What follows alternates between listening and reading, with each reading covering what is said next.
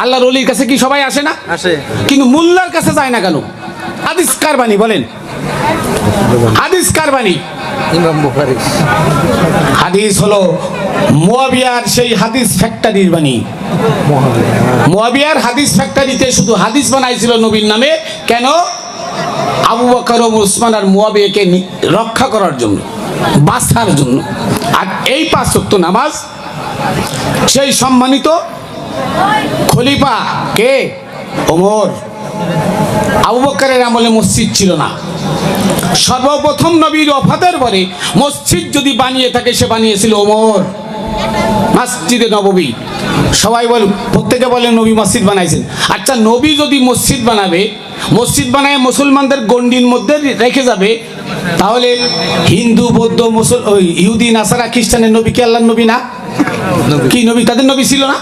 না শুধু মুসলমানের নবী? কোন সবার নবী যদি হয় তাহলে মুসলমানদেরকে গণ্ডির মধ্যে রেখে যাবে কেন? তাহলে সে কি ফ্যাসিলিটি করছে? সে বৈষম্যবাদ তৈরি করে গেছে নবী।